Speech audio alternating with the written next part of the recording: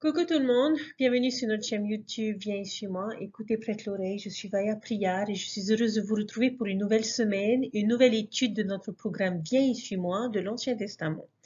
Cette semaine, chers frères et sœurs, nous continuons notre découverte des enseignements du prophète Ésaïe, du livre d'Ésaïe. Cette semaine, nous voyons les chapitres 13 à 14, les chapitres 24 à 30 et le chapitre 35. J'espère, chers frères et sœurs, que vous n'êtes pas déjà découragés dans votre lecture de ces chapitres, parce que je peux comprendre combien il est difficile de cerner les enseignements, de les appliquer à nous-mêmes et de trouver les thèmes principaux que nous pouvons retrouver et rencontrer dans le livre d'Ésaïe. Cette semaine, chers frères et sœurs, je ne ferai qu'une seule vidéo parce que je serai en vacances avec ma famille et je ne serai pas en mesure de pouvoir faire la seconde vidéo de cette semaine. Donc, pardonnez-moi si celle-ci est un peu longue parce que je vais essayer du mieux que je peux de couvrir toute l'étude de la semaine, tout en sachant qu'il y a vraiment beaucoup de choses à parler et à découvrir dans notre lecture de notre semaine du programme Viens chez moi. Alors, allons-y. Le Seigneur va demander à ses prophètes de mettre en garde contre les conséquences du péché. Dans le cas des prophètes de l'Ancien Testament, cela signifiait souvent qu'il fallait le dire aux chefs puissants des grands royaumes qu'ils devaient se repentir au risque d'être détruits. Et c'était une tâche qui n'était pas facile. Et Ésaïe était courageux et ses avertissements au royaume de son époque, y compris Israël, Juda et les nations environnantes, étaient audacieux.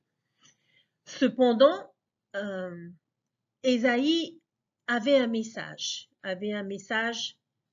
très important qu'il devait faire parvenir. C'était un message d'espoir.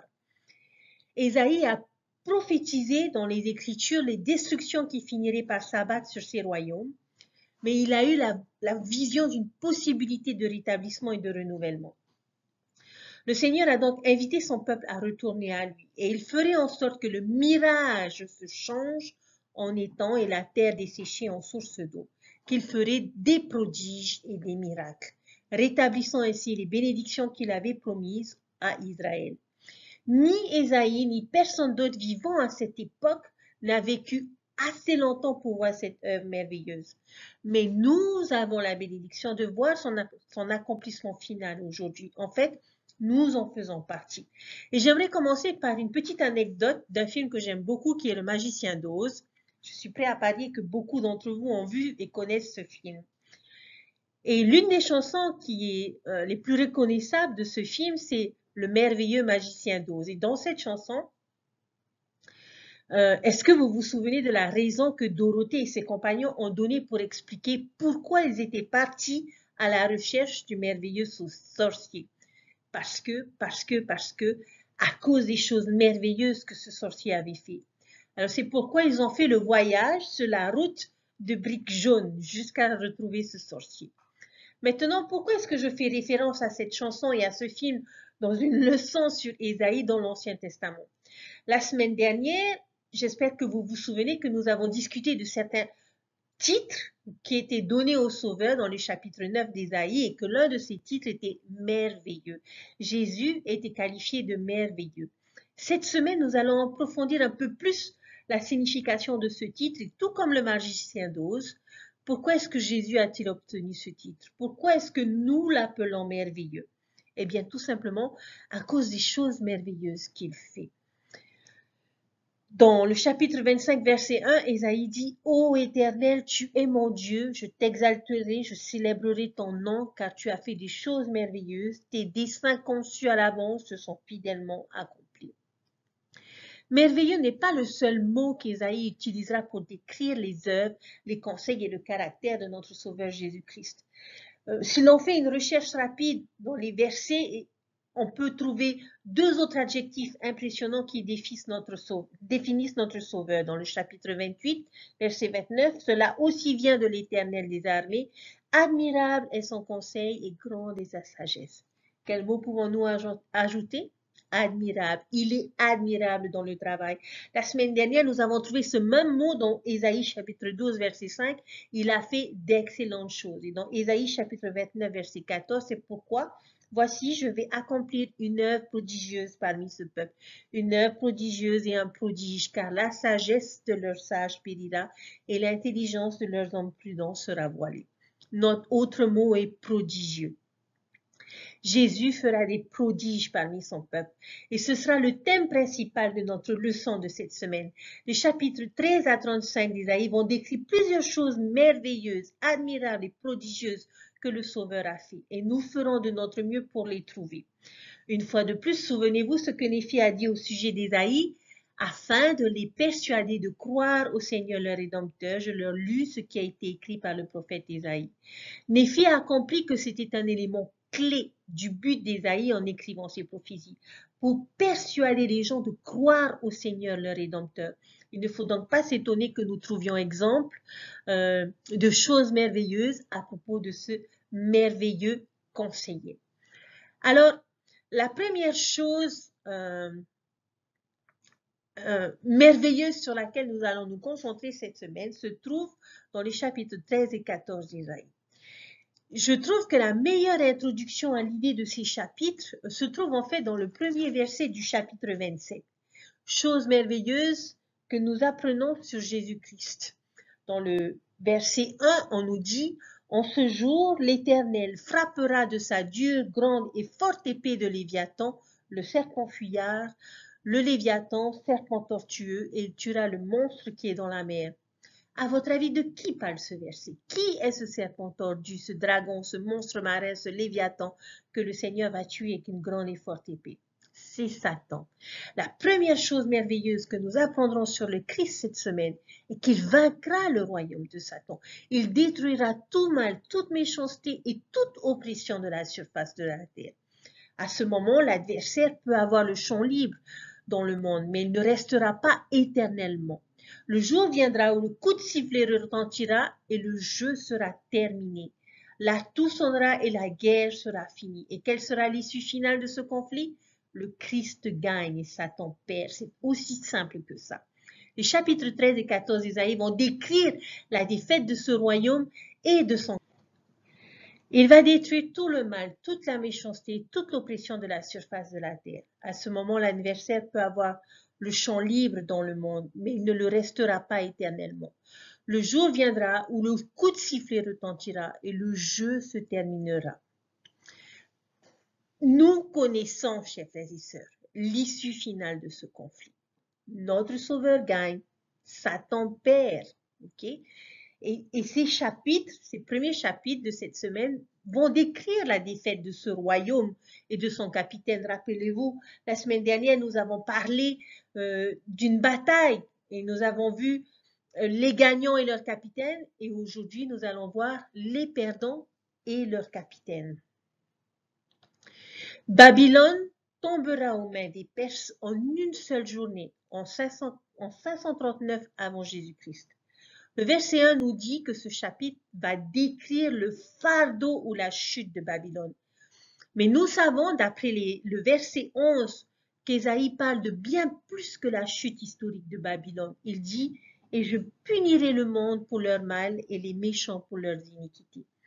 Babylone est souvent utilisé dans les Écritures comme le symbole du monde. Que va-t-il arriver à Babylone dans ces chapitres? Voici comment je nommerai ces chapitres, je dirais le destin du royaume de Satan. On ne va pas lire tout ce qui a été marqué, mais je vais juste mentionner peut-être quelques faits importants. Au verset 5, on nous dit qu'il sera détruit. Au verset 7, que toutes les mains seront faibles et tous les cœurs fondront. Au verset 8, ils auront peur, les angoisses et leurs douleurs s'empareront d'eux. Leurs visages seront comme des flammes. Au verset 11, l'arrogance des orgueilleux cessera et il anéantira l'orgueil des terribles. Au verset 14, ils fuiront, Verset 20, Babylone ne sera jamais habitée, elle ne sera pas non plus habitée de génération en génération. Et les Arabes n'y dresseront pas leurs tentes et les bergers n'y établiront pas non plus leurs bergers. L'avenir de Babylone ne semble donc pas très brillant selon ces versets, n'est-ce pas? Elle finira par tomber, tout comme ce fut le cas de Sodome et Gomorrhe avant elle. Qu'en est-il de tous les peuples que Babylone a opprimés pendant son règne de terreur? Quelle chose merveilleuse le Rédempteur fera-t-il pour eux? Chapitre 14, le verset 3. Et il arrivera le jour où le Seigneur te donnera du repos de ta douleur et de ta frayeur, et de la dure servitude dans laquelle tu as été obligé de servir. Qu'en est-il de leur capitaine, c'est-à-dire Lucifer, appelé ici le roi de Babylone? Quel sera son sort, cet être qui a apporté tant de douleur, de souffrance, de violence et de peur à notre monde? Que va-t-il lui arriver? Ésaïe va s'en prendre à lui dans ce chapitre. Reprenons le chapitre 14, verset 4. Et il arrivera en ce jour-là que tu reprendras ce proverbe contre le roi de Babylone. Un proverbe ici dans le sens où d'une raillerie ou d'une chanson satirique, comme il est dit dans le guide des Écritures, c'est l'esprit de ces versets. C'est une provocation à l'adversaire. Comment est-ce que l'oppresseur a-t-il cessé? La ville d'or a-t-elle cessé? Alors tu prononceras ce chant sur le roi de Babylone et tu diras, et quoi, le tyran n'est plus, l'oppression a cessé. L'Éternel a brisé le bâton des méchants, le sceptre des dominateurs. Celui qui, dans sa fureur, frappait les peuples par des coups sans relâche, celui qui, dans sa colère, subjuguait les nations et poursuivait son ménagement. Toute la terre profite du repos et de la paix. On éclate de chants d'allégresse. Les cyprès même, les cèdres du Liban se réjouissent de ta chute. Depuis que tu es tombé, personne ne monte pour nous abattre. Ici, dans les versets, tout le monde se réjouit que Satan soit parti. Cet être qui régnait avec colère et persécution ne sera plus. Notre Seigneur aura débarrassé le monde de son influence. Maintenant, comme des arbres, nous commençons à nous réjouir car plus personne ne va venir essayer de nous abattre. Il n'y a plus de coupeurs ou de personnes qui coupent des choses pour se heurter à nous. Et donc, logiquement, nous nous réjouirons. Que va-t-il arriver à Lucifer? Verset 9. L'enfer d'en bas s'est déplacé pour que tu viennes à ta rencontre. Il réveille les morts pour toi. Même tous les principaux de la terre, il a relevé de leur trône tous les rois des nations. Ici, Satan est envoyé en enfer. Et qui est là pour le saluer, pour l'accueillir? Les principaux de la terre, tous ces dirigeants, je dirais, mauvais de l'histoire. Qui pensez-vous pourrait être là à l'accueillir? Je ne veux pas juger ces personnes, mais nous connaissons tous ces grands dictateurs de l'histoire, toutes ces personnes qui ont opprimé des peuples, des dirigeants mauvais de l'histoire, qui seront probablement là pour l'accueillir dans ce monde souterrain. Mais est-ce qu'ils seront sympathiques et amicaux avec lui? Est-ce qu'ils vont se réjouir de sa venue? Regardez le verset 10. Non. Tous parleront et te diront, es-tu aussi devenu faible comme nous? Es-tu devenu comme nous? Ô pauvre Satan, tu n'as pas non plus pu t'accrocher à ton royaume.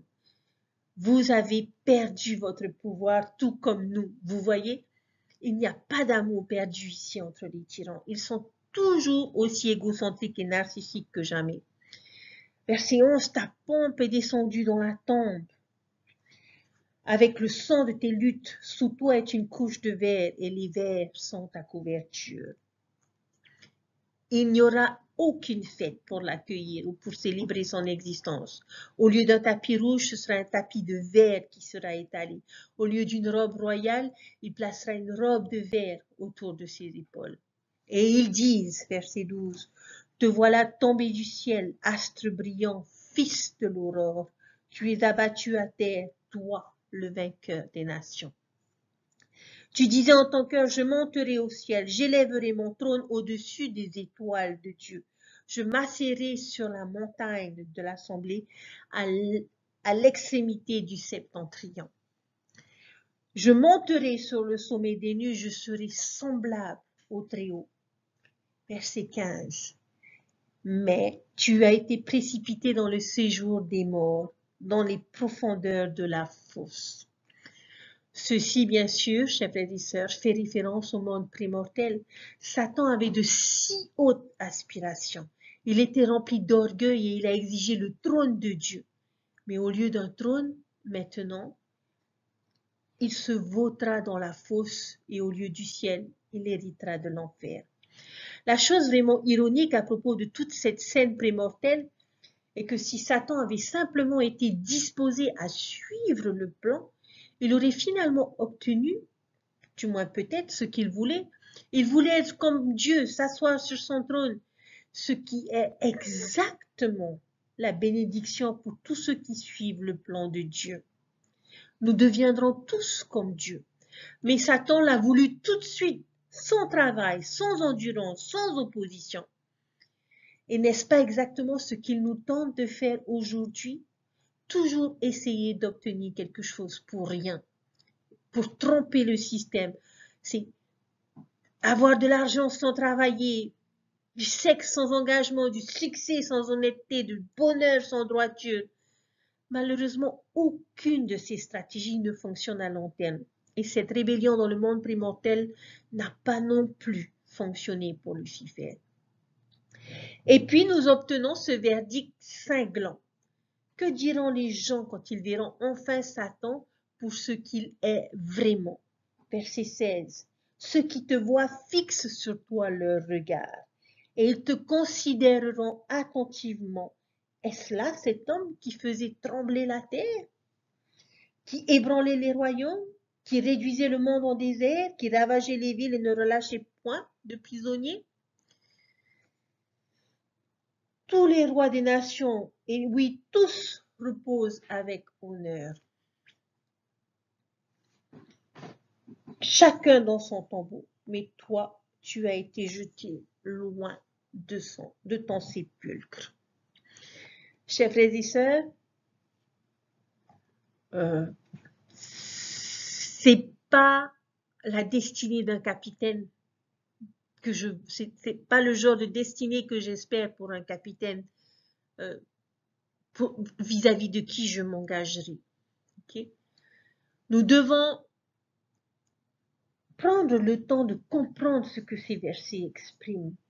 Au fil du temps, de nombreux dirigeants puissants ont construit de grands monuments pour eux-mêmes, des mausolées, des tombes, dans le but de toujours se souvenir. Mais malheureusement, chers frères et sœurs, la mort vient à tous et leur ego ne pouvait tout simplement pas supporter le fait qu'un jour ils puissent être oubliés et effacer le souvenir de leur grandeur. Alors qu'est-ce qu'ils ont fait? Ils ont érigé ces grandes structures pour pouvoir résister et perdurer à l'épreuve du temps. Quelles sont quelques-unes de ces structures que nous voyons aujourd'hui? Il y a les grandes pyramides d'Égypte, il y a le tombeau de Lénine en Russie, il y a le temple du Grand Jaguar au Guatemala. On parle aussi de soldats en terre cuite de l'empereur de Chine. Il y a le grand Taj Mahal. Il y a de nombreux lieux qui rappellent une histoire et de milliers de touristes affluent chaque jour vers ces sites pour admirer ces étonnantes œuvres d'architecture et pour certains pour honorer les personnes qui ont été érigées pour les vénérer. Tous les rois des nations reposent dans la gloire, chacun dans sa maison. La question d'Ésaïe se pose ainsi. Est-ce que Satan en aura un? Y aura-t-il un monument ou un mémorial pour lui à la fin? Versets 19-20. Mais toi, Tu as été jeté loin de ton sépulcre comme un rameau qu'on dédaigne, comme une dépouille de gens tués à coups d'épée et précipités sur les pierres d'une fosse, comme un cadavre foulé aux pieds. Tu n'es pas réuni à eux dans le sépulcre car tu as détruit ton pays, tu as fait périr ton peuple. On ne parlera plus jamais de la descendance des méchants. Non, chers frères et sœurs, pas de monument, pas de mémorial, pas de touristes brûlés par le soleil prenant des selfies autour de sa tombe. Je peux vous assurer que pendant le millénaire, personne ne sera assis à se remémorer le bon vieux temps où Satan était au pouvoir. Il sera oublié et ce ne sera qu'un lointain souvenir désagréable du passé. L'une des choses les plus merveilleuses que notre merveilleux conseiller fera pour nous, c'est de vaincre Lucifer. Il tuera ce dragon et l'enverra dans l'oubli de ténèbres extérieures. Et ce sera quelque chose de merveilleux pour nous. À la fin, Christ gagnera et Satan perdra. Donc, s'il vous plaît, choisissez le Christ et gagnez avec lui. Au combat, les armées adverses portent souvent des armures ou des uniformes très distincts pour identifier plus facilement qui est ami ou ennemi. Je vous invite à regarder votre uniforme spirituel. Quelle armée pensez-vous avoir choisi? Quel indicateur vous amènerait à cette conclusion? Eh bien, ce serait tout simplement la façon dont vous vous habillez, le langage que vous utilisez, les pensées que vous entretenez, les choses que vous faites, les endroits où vous passez du temps, les gens avec qui vous passez du temps. Toutes ces choses, chers frères et sœurs, reflètent-elles le Christ ou reflètent-elles le monde? Avant de quitter cette pensée, je vous invite à combiner ce que nous venons d'apprendre sur Satan et son royaume avec ce que nous avons appris la semaine dernière sur le Christ et son royaume. Ésaïe n'a-t-il pas précisé de quel côté nous devrions choisir? Si vous deviez choisir avec quelle armée combattre et que vous saviez déjà quel camp gagnerait, lequel choisiriez-vous? Le côté gagnant, bien sûr, n'est-ce pas? Alors choisissons Jésus comme notre chef, notre capitaine, et il nous conduira à la victoire. Et ce sera peut-être le moment de chanter cet hymne triomphant, vois cette armée royale. L'une des choses que j'aime dans ce chant est que l'on nous parle de victoire, la victoire par celui qui nous a rachetés. Rappelez-vous que cette victoire est certaine, il n'y a aucun doute, elle est garantie depuis la fondation de ce monde. Alors choisissons donc judicieusement notre armée.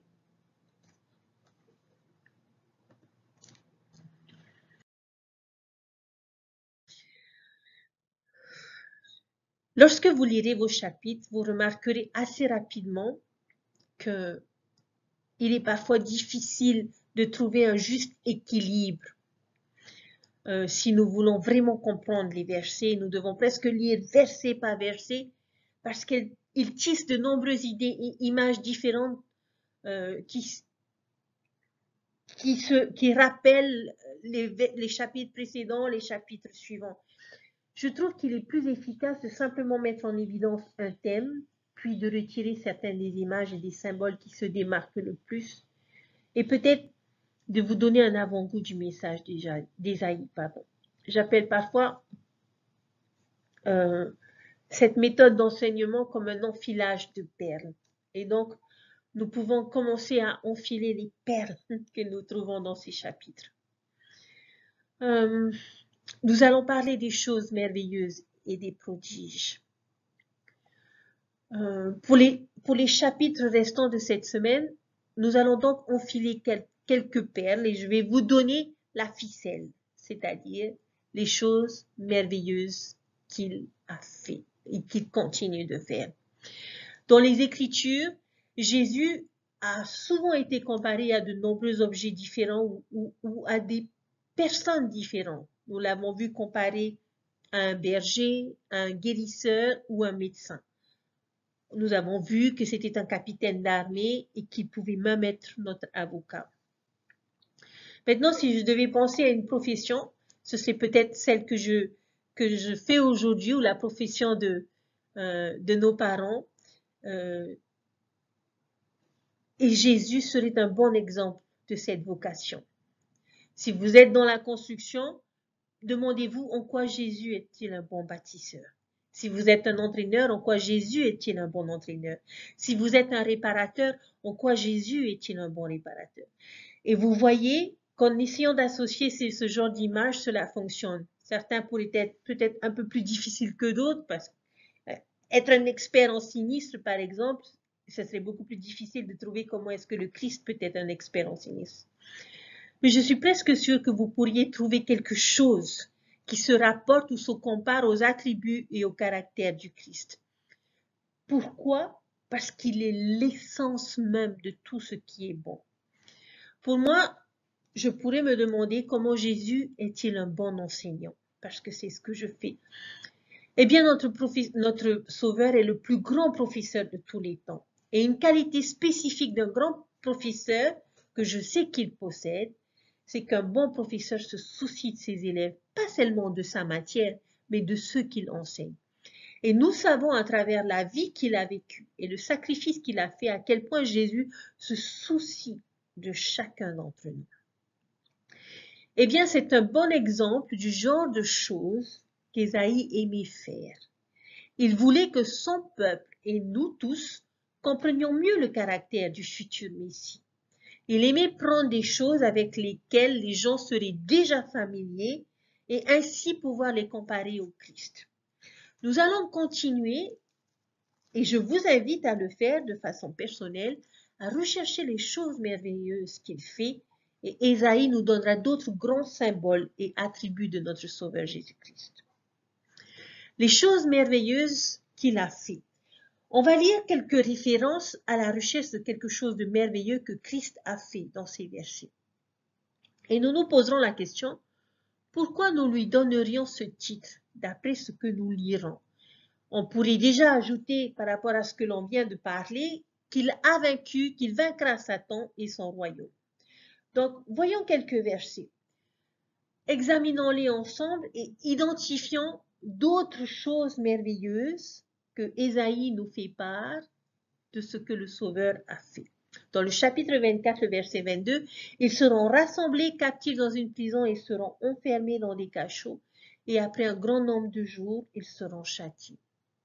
Lorsque Jésus enseigna à ses disciples le principe suivant, dans la mesure où vous l'avez fait à l'un de ces plus petits de mes frères, c'est à moi que vous l'avez fait. Matthieu chapitre 25, verset 40. Il a utilisé un certain nombre d'exemples de services à l'image du Christ qui devraient nous encourager. Un de ces exemples précis était « J'étais en prison et vous êtes venus vers moi ». Quelque chose que j'ai remarqué à propos de notre Seigneur, c'est qu'il ne nous demande jamais de faire quelque chose qu'il ne veut pas faire lui-même. Il est le sublime exemple d'obéissance à tous les commandements. Nous savons que dans le plan du salut, il existe un endroit spécifique dans le monde des esprits appelé la prison des esprits. Et c'est le lieu où les âmes des rebelles, des désobéissants ou des trompés reposent entre la mort et le jugement. Mais le Seigneur les oublie-t-il, les ignore-t-il ou les abandonne-t-il là-bas? Non. Il leur fait connaître sa présence. Il a fourni un moyen de rendre visite à ceux qui étaient enfermés en prison. À ce verset, nous pourrions également ajouter le chapitre 42, verset 7, pour ouvrir les yeux des aveugles, pour faire sortir de prison les captifs et de leurs cachots ceux qui ont habité dans les ténèbres. L'une des choses les plus merveilleuses à propos de notre Seigneur et Sauveur est sa volonté d'offrir aux gens de nombreuses chances de changer et de le suivre. Même ceux qui sont rebelles contre lui dans la mortalité ont une chance d'être libérés de leur prison dans le monde post-mortel. Dans le plan du salut de notre Père Céleste, il n'y a finalement que très peu de personnes qui n'héritent pas d'un royaume de gloire. Même la gloire céleste est un lieu de lumière et de bonheur. Il ne veut pas que quiconque reste en prison ou dans les ténèbres plus longtemps qu'il n'en a besoin. Ésaïe 25, verset 4. Car tu as été un refuge pour le faible, un refuge pour le malheureux dans sa détresse, un abri contre la tempête, une ombrage contre la chaleur, car le souffle des tyrans est comme l'ouragan qui frappe contre une muraille. L'une des choses merveilleuses, excellentes qu'il fait est de nous donner force et protection. Lorsque nous nous sentons pauvres, nécessiteux, en détresse, ou lorsque nos vies deviennent orageuses, ou que nous sentons la chaleur de la vie monter, chers frères et sœurs, nous pouvons aller vers le Sauveur pour obtenir de la force. Le pouvoir de son sacrifice est un pouvoir habilitant qui lui permet de nous aider à supporter nos fardeaux. Comme le peuple d'Alma dans Mosia chapitre 24 verset 14 à qui le Seigneur promet « Et j'allégerai aussi les fardeaux qui sont mis sur vos épaules, de sorte que même vous ne puissiez pas les sentir sur votre dos, même pendant que vous êtes dans la servitude. Et je ferai ceci afin que vous puissiez me servir de témoin plus tard et que vous sachiez avec certitude que moi, le Seigneur Dieu, je visite mon peuple dans ses afflictions. » Dieu ne peut pas toujours enlever nos fardeaux ou y mettre fin, mais il peut les alléger. Peut-être devrions-nous prier plus souvent pour ce genre de bénédiction, au lieu de demander à Dieu de nous débarrasser de nos problèmes ou de mettre fin à nos défis ou de retirer nos persécuteurs. Nous pourrions peut-être lui demander de nous rendre plus forts afin que nous puissions mieux supporter les fardeaux que nous avons chargés sur notre dos. J'aime beaucoup aussi la façon dont le Christ est comparé à une muraille ici.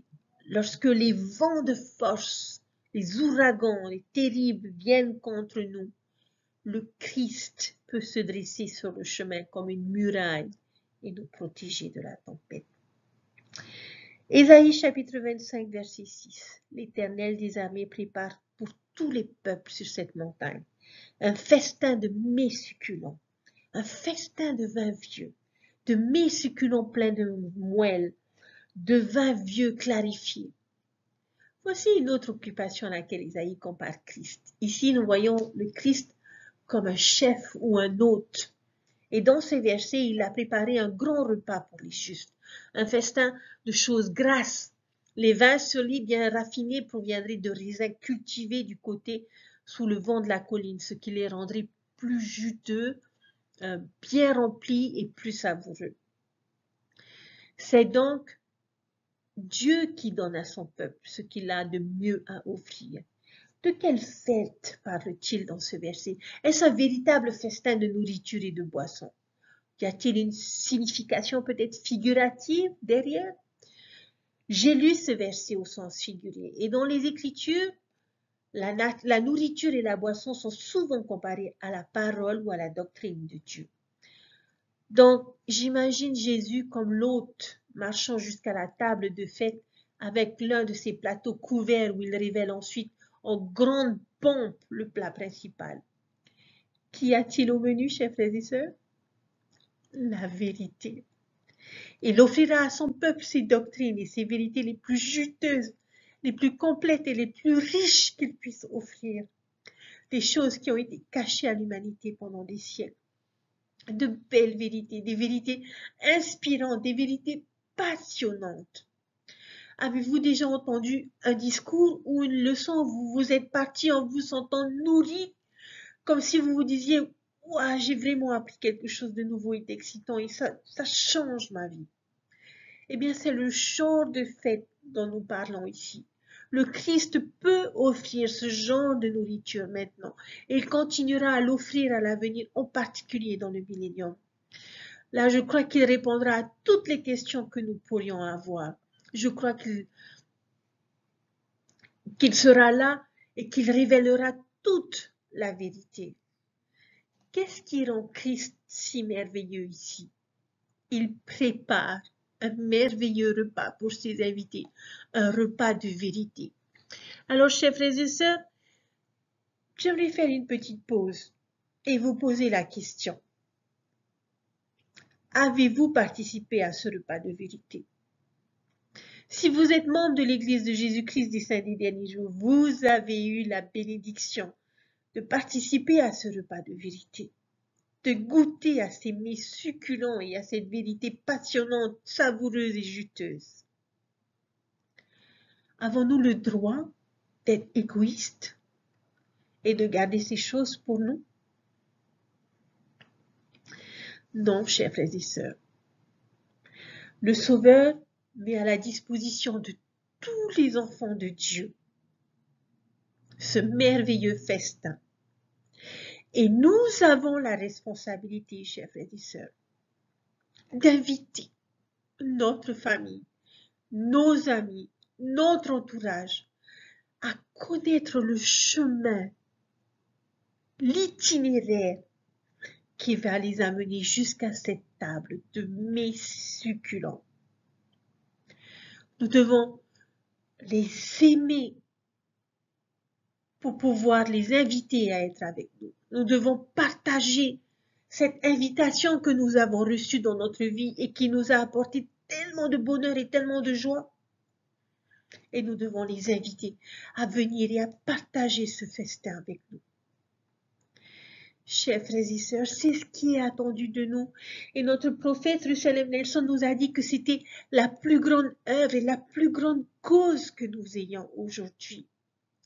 Ne soyons pas égoïstes, ne soyons pas les seuls attablés autour de cette table du Sauveur, mais invitons ceux que nous aimons, ceux qui sont autour de nous, ceux qui sont chers à notre cœur, à prendre place à la table du Seigneur. Je nous invite, chers frères et sœurs, à faire ce qu'il faut aujourd'hui pour aimer suffisamment, pour faire connaître l'Évangile et pour inviter toute personne à venir à la table du Seigneur. Dans Ésaïe chapitre 25, versets 7 et 8, on nous dit « Et sur cette montagne, il anéantit le voile qui voile tous les peuples, la couverture qui couvre toutes les nations. Il anéantit la mort pour toujours. Le Seigneur, l'Éternel, essuie les larmes de tous les visages. Il fait disparaître de toute la terre le déshonneur de son peuple, car l'Éternel a parlé. » Dans la vision d'Enoch, du Christ et de Satan dans Moïse au chapitre 7, Enoch a vu Satan avec une grande chaîne dans sa main qui voilait la terre dans les ténèbres. Dans le rêve de Léhi, de l'arbre de vie, d'épais brouillards de ténèbres couvraient le chemin de ceux qui se dirigeaient vers l'arbre en se tenant à la barre de fer. Quelle chose merveilleuse le Christ fait-il ici? Il détruit ce voile de ténèbres et enlève ces brumes. Le Christ fait briller la lumière dans les endroits les plus sombres. Et il peut apporter la lumière aux vies sombres. Il peut apporter une lueur d'espoir aux désespérés. Et il peut donner la lumière de la vérité aux ignorants. Il avale la mort. On dit toujours que la mort avale tout. Et dans les écritures et la littérature, la mort est parfois comparée à une grande baleine qui engloutit tout dans ses mâchoires béantes. Parfois, il est appelé Léviathan, mais avec Christ, nous avons quelque chose qui est encore plus grand. Alors que la mort avale tout, le Christ avale la mort. Ce n'est pas à la hauteur de sa grandeur et de sa puissance. Chapitre 26, verset 19. Que tes morts revivent, que mes cadavres se relèvent. Réveillez-vous et tressaillez de joie, habitants de la poussière. Car ta rosée est une rosée vivifiante, et la terre redonnera le jour aux ombres. Chers frères et sœurs, le Christ apporte non seulement la lumière, mais la vie à tous. Même la mort ne peut le retenir, et sa victoire sur la mort, sa résurrection, a le pouvoir de vaincre la mort pour nous tous. Et la pensée suivante dans le chapitre 25, verset 8, découle parfaitement de cette idée. Ésaïe dit que le Christ essuiera les larmes de tous les visages. La mort est souvent accompagnée de larmes, les larmes du deuil. Et Ésaïe nous dit que le Christ essuiera ses larmes. Comment?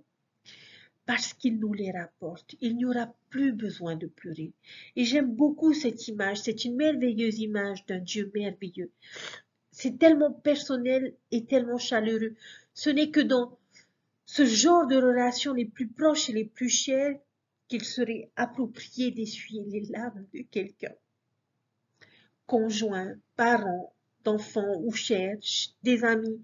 C'est ainsi que le Christ nous voit. Et il essuiera toutes sortes de larmes, des larmes de douleur, des larmes de regret, des larmes de solitude et des larmes de perte. Comme c'est merveilleux. Comme quel beau prodige. Chapitre 26, versets 3 et 4. À celui qui est ferme dans ses sentiments, tu assures la paix parce qu'il se confie en toi. Confiez-vous en l'Éternel à tout jamais, car l'Éternel Jéhovah est le rocher éternel. Quelle est la chose merveilleuse qu'il fait ici? Il procure une paix parfaite et une force éternelle à ceux qui ont confiance en lui. N'aimez-vous pas ces adjectifs? C'est le genre de paix et de force qu'il peut donner. La question que nous devons nous poser est quel est notre niveau de confiance en lui? Dans quelle mesure faisons-nous confiance à ses promesses, à son timing et à ses commandements? Ésaïe chapitre 27, versets 2, 3 et 6, ces versets nous montrent une autre comparaison entre le Christ et une occupation. Ici, nous le voyons comme un jardinier. Et quel genre de jardinier sera-t-il? En ce jour-là, chantez un cantique sur la vigne. Moi, l'Éternel, j'en suis le gardien. Je l'arrose à chaque instant. De peur qu'on ne l'attaque, nuit et jour, je la garde. Dans les temps à venir, Jacob prendra racine, Israël donnera des fleurs et des rejetons, et il remplira le monde de ses fruits. Comme on pouvait s'y attendre, notre Sauveur est un bon jardinier. Il prend soin de ses plantes. Il arrose son peuple d'eau vive à chaque instant et se soucie de ses racines. Des échos du chapitre 5 du livre de Jacob dans le livre de Mormon me viennent à l'esprit avec son allégorie des oliviers, où là nous retrouvons le maître de la vigne qui taille, pêche et nourrit ses arbres en faisant tout ce qui est en son pouvoir pour qu'ils puissent produire de bons fruits et non des fruits sauvages. Espérons que nous pouvons être de bonnes plantes et répondre à cette nourriture. Et si nous le faisons, je vous témoigne qu'il peut nous faire fleurir et bourgeonner et remplir la face du monde de fruits, le fruit de bonnes œuvres, le fruit de la vérité, le fruit des bénédictions divines. Qu'est-ce qui le rend merveilleux ici? Christ prend bien soin de ses plantes. Et au chapitre 28, les versets 15 et 16, vous dites, nous avons fait une alliance avec la mort, nous avons fait un pacte avec le séjour des morts. Quand le fléau débordant passera, il ne nous atteindra pas, car nous avons la fausseté pour refuge et le mensonge pour abri. C'est pourquoi, ainsi parle le Seigneur l'Éternel. Voici, j'ai mis pour fondement en Sion une pierre éprouvée, une pierre angulaire de prix solidement posée. Celui qui la prendra pour appui n'aura pas hâte de fuir. Ce sont ce que j'appellerais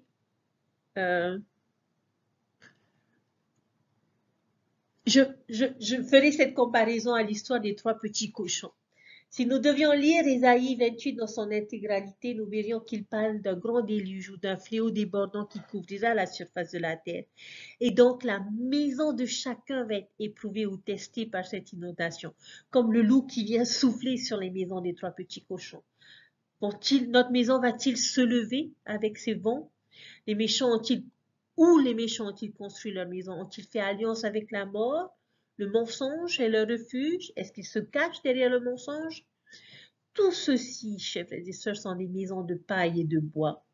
Et au verset assigné, on va ajouter quelques-uns. Le verset 17, je ferai de la droiture une règle et de la justice un niveau. Et la grêle emportera le refuge de la fausseté et les eaux inonderont l'abri du mensonge. Votre alliance avec la mort sera détruite, votre pacte avec le séjour des morts ne subsistera pas. Quand le fléau débordant passera, vous serez par lui foulés aux pieds. Chaque fois qu'il passera, il vous saisira, car il passera tous les matins, le jour et la nuit, et son bruit seul donnera l'épouvante. Les maisons du mensonge et le mensonge ne tiendront pas. Le grand méchant loup, ou dans ce cas l'inondation, va souffler et faire exploser leur maison. Mais pour ceux qui placent leur confiance en Dieu, dans le Seigneur, pour ceux qui ont vécu avec jugement et justice, auront une fondation sûre, une pierre angulaire précieuse, solide, fiable, qui a été essayée, testée et éprouvée. Le déluge pourra faire rage autour de ceux qui ont bâti sur cette fondation, mais ils tiendront debout comme la maison de briques du troisième couchant, à cause du roc ou de la pierre sur laquelle ils se sont bâtis. C'est une chose merveilleuse qu'il fait. Il nous fournit une base sûre. Dans le chapitre 29 est important. Pour moi, un chapitre très important pour nous en tant que membres de l'Église de Jésus-Christ des saints des derniers jours. Je ne voulais pas inclure les versets problèmes dans notre recherche du merveilleux, mais j'aimerais attribuer les versets solutions dans notre recherche de choses merveilleuses. Et permettez-moi de vous les signaler un peu ici. Ésaïe va parfaitement décrire les conditions des derniers jours. Verset 8. Comme celui qui a faim rêve qu'il mange, puis s'éveille l'estomac vide. Comme celui qui a soif rêve qu'il boit, puis s'éveille épuisé et languissant. Ainsi en sera-t-il de la multitude des nations qui viendront attaquer la montagne de Sion. Ainsi la nourriture ou l'eau que le monde fournit n'a aucune substance. Il ne nourrit ni ne désaltère. Tout ce que Babylone peut fournir, ce sont des calories vides. Pensez simplement aux divertissements, aux activités, aux désirs et aux philosophies des hommes, chers frères et sœurs. Ils ne sont pas très nourrissants. C'est comme manger ou boire dans un rêve. Et quand vous vous réveillez, eh bien, vous avez encore soif et vous avez encore faim. Verset 13. Le Seigneur dit, quand ce peuple s'approche de moi, il m'honore de la bouche et des lèvres, mais son cœur est éloigné de moi. Et la crainte qu'il a de moi n'est qu'un précepte de tradition humaine. Chers frères et sœurs, il y aura beaucoup de discours religieux et de belles paroles en l'air, mais il n'y aura pas de cœur dans ces paroles. Tout sera très superficiel et construit sur les préceptes des hommes au lieu de Dieu. Ils m'honorent de leur bouche, mais leur cœur n'y est pas. Comment est-ce que cela peut s'appliquer à nous, chers frères et sœurs? Nous témoignons de notre Sauveur Jésus-Christ, mais nos actions ne reflètent pas ce témoignage que nous partageons. Nous enseignons des principes, mais nous ne vivons pas ces principes. C'est vrai que vous pourriez dire « faites ce que je dis, mais pas ce que je fais ». Mais nous savons tous que la meilleure façon de pouvoir partager un enseignement, c'est par la manière dont nous vivons cet enseignement, que nous le mettons en pratique et ainsi invitant les personnes à connaître cet évangile, à connaître ces principes que nous vivons. Prenons garde, chers frères et sœurs, à ne pas nous contenter de faire de beaux discours et à ne pas refléter ce que nous enseignons. Au verset 16, quelle perversité est la vôtre? Le potier doit-il être considéré comme de l'argile pour que l'ouvrage dise de l'ouvrier, il ne m'a pas fait, pour que le vase dise du potier, il n'a pas d'intelligence. Les derniers jours seront un moment où tout sera bouleversé. N'est-ce pas une belle description de notre époque? Nous vivons, je dirais, à une époque de grande confusion et de désorientation. Le haut est le bas, la gauche et la droite, le bien est le mal et le mal est le bien.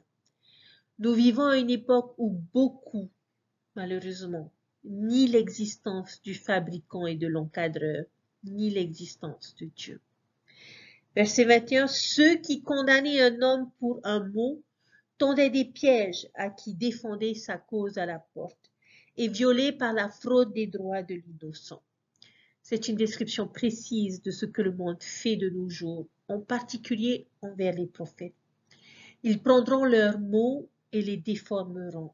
Ils chercheront avec un peigne fin toute occasion possible de discréditer, de se moquer ou de déformer leurs enseignements pour les faire paraître insensés, démodés ou offensants. Un bon exemple de faire d'un homme un délinquant pour un mot serait ce qui s'est passé récemment avec le discours que frère Hollande a donné à Bivoyou concernant les politiques de l'université, soutenant la proclamation sur la famille. Et à cela, ajoutons quelques versets du chapitre 30, les versets 9 et 11, où l'on nous dit « Car c'est un peuple rebelle, ce sont des enfants menteurs, des enfants qui ne veulent pas écouter la loi de l'Éternel, qui disent aux voyants, ne voyez pas, et aux prophètes, ne nous prophétisez pas des vérités. Dites-nous des choses flatteuses, prophétisez des chimères. » Verset 11. Détournez-vous du chemin, écartez-vous du sentier, éloignez de notre présence le Saint d'Israël.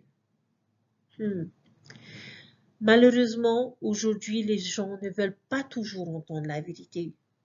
Ils veulent des prophètes qui disent des choses douces et ils crient « Ne nous défiez pas, ne nous apprenez rien qui ne va pas avec le courant du reste du monde. Arrêtez de mettre l'accent sur ces commandements et conseils qui sont difficiles à vivre ou contraires aux pressions sociales de la société qui nous entoure. » Ce serait une façon de dire, Président Nelson, nous en avons assez que vous mettiez toujours Dieu devant nous.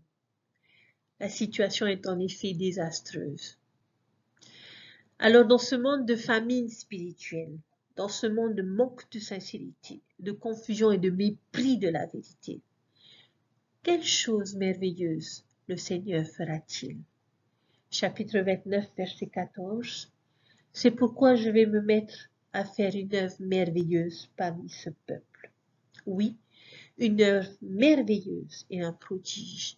Et la sagesse de ces sages périra. L'intelligence de ces hommes intelligents disparaîtra. Versets 18 et 19. En ce jour-là, les sourds entendront les paroles du livre et les délivrés de l'obscurité et des ténèbres. Les yeux des aveugles verront. Les malheureux se réjouiront de plus en plus en l'Éternel, et les pauvres feront du Saint d'Israël le sujet de leur allégresse. Et un peu plus loin au verset 24, ceux dont l'esprit s'égarait acquerront de l'intelligence, et ceux qui murmuraient recevront l'instruction. À quoi tout cela fait-il référence? Quel est ce livre qui apportera compréhension et joie et enseignera la vraie doctrine? Quel est le travail merveilleux? C'est la restauration. C'est le livre de Mormon, c'est l'écriture des derniers jours, notre livre de Mormon, les doctrines et alliances, la perle de grand prix et tous les enseignements et conseils des prophètes de Joseph Smith à Russell M. Nelson. Ce sera ainsi que le Seigneur surmontera le mensonge, l'hypocrisie et la critique du monde. Et en effet, beaucoup ont été sortis des ténèbres et de l'incompréhension grâce à leurs enseignements. Les aveugles spirituels ont vu et les sourds spirituels ont entendu. La vraie doctrine a de nouveau été enseignée dans le monde entier. Ésaïe chapitre 35, le dernier, et faites-moi confiance quand je vous dis que tout ce chapitre est juste génial et que vous devriez le lire. C'est vrai que vous devez lire tous les chapitres. Mais j'aimerais citer juste quelques versets que j'ai relevés. Versets 1 et 2. Le désert et le pays aride se réjouiront. La solitude s'égayera et fleurira comme un narcisse. Elle se couvrira de fleurs et tressaillera de joie. avec chants d'allégresse et cris de triomphe. La gloire du Liban lui sera donnée, la magnificence du Carmel et de Saron. Ils verront la gloire de l'Éternel, la magnificence de notre Dieu. Versets 6 et 7. Alors le boiteux sautera comme un cerf, et la langue du muet éclatera de joie. Car de l'eau jaillira dans le désert, et des ruisseaux dans la solitude. Le mirage se changera en étang, et la terre desséchée en source d'eau. Dans le repère qui servait de gîte aux chacals, croîtront des roseaux et des joncs. Verset 10. Et il y aura, les rachetés de l'Éternel retourneront. Ils iront à Sion avec chant de triomphe, et une joie éternelle couronnera leur tête. L'allégresse et la joie s'approcheront, la douleur et les gémissements s'enfuiront. De la belle poésie. Quelle est la chose merveilleuse, excellente ici? Jéhovah peut apporter des fleurs et des fontaines dans les déserts. Je sais que ces versets sont parfois interprétés comme se référant aux Juifs faisant une maison florissante des déserts de Palestine ou aux saints créant une forteresse dans le désert de l'Utah ou de l'Ouest. Ils peuvent certainement être lus de cette façon. Mais poétiquement, Ésaïe nous dit que le Christ peut faire ce genre de choses avec nos vies. Il peut faire fleurir et bourgeonner nos déserts solitaires, nos déserts spirituels. Et nous savons que nous en avons tous. Il peut en faire des zones fertiles de croissance et de nourriture. Il peut faire fuir nos chagrins et nos soupirs. L'avez-vous déjà vu faire ça pour vous? Pouvez-vous penser à des moments d'adversité et de défis qui ont finalement apporté des bénédictions et une croissance dans votre vie? Pouvez-vous regarder en arrière ces déserts apparents et reconnaître les flaques d'eau qui jaillissent maintenant? Peut-être même pourriez-vous vous réjouir et rendre grâce pour tous ces endroits qui étaient autrefois des déserts et qui sont maintenant remplis de fruits et de fleurs. J'aimerais maintenant, chers frères et sœurs, que vous puissiez revoir cette liste que nous avons créée des choses merveilleuses que le Christ peut faire. Le comprenez-vous mieux maintenant? Comprenez-vous pourquoi Ésaïe a donné ces titres à notre Sauveur Jésus-Christ? Pourquoi est-ce que nous l'appelons merveilleux? Parce que c'est ce qu'il est. Il a fait tant de choses merveilleuses et excellentes. J'aimerais que nous puissions méditer sur la question, quelle chose merveilleuse de cette liste l'avez-vous vu faire pour vous et comment? Avant de conclure notre leçon, je voudrais souligner encore une chose. Nous ne voulons pas nous concentrer uniquement sur les choses que le Christ fait, mais nous devons également comprendre notre rôle dans tout cela. Qu'est-ce que Ésaïe pense que nous devrions faire à la lumière de toutes ces choses merveilleuses? Regardons le chapitre 30, le verset 18. C'est pourquoi le Seigneur attendra pour vous faire grâce, et c'est pourquoi il sera élevé pour avoir pitié de vous. Car le Seigneur est un Dieu de jugement. Bénis sont tous ceux qui s'attendent à lui. Nous devons nous rappeler que ces choses merveilleuses, ces prodiges, ne viennent pas toujours immédiatement. Nous devons nous attendre le Seigneur patiemment. Les récompenses qu'il a à nous offrir sont dans de nombreux cas des récompenses futures. Ils peuvent ne pas venir au moment où nous le souhaitons ou le préférerions. Nous devons peut-être endurer le désert, traverser des brumes et des ténèbres ou résister à des tempêtes et des ouragans, à la persécution pendant un certain temps. Mais nous devons faire face à cette opposition pendant un certain temps avant que notre libérateur nous délivre, que notre Rédempteur nous rachète ou que notre Sauveur nous sauve. Mais je vous témoigne qu'il le fera.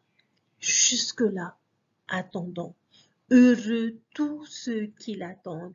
Et si nous le faisons, je suis certaine que nous nous exclamerons un jour les mots de mon verset préféré de tout ce bloc d'écriture de cette semaine, qui est dans Ésaïe chapitre 25, verset 9. Et on dira en ce jour-là, voici celui-ci est notre Dieu. Nous l'avons attendu et il nous sauvera. C'est le Seigneur. Nous l'avons attendu et nous nous réjouirons et nous réjouirons de son salut. Il y a un tel triomphe et une telle conviction dans cette déclaration. Et j'espère que je pourrai le dire de cette façon. Voilà, c'est mon Dieu. C'est le genre de Dieu que j'adore. Et ainsi, vous pouvez garder vos fausses idoles, vous pouvez avoir vos douces paroles, vous pouvez vous accrocher à vos philosophies des hommes. Mais c'est mon Dieu. Et je l'ai attendu.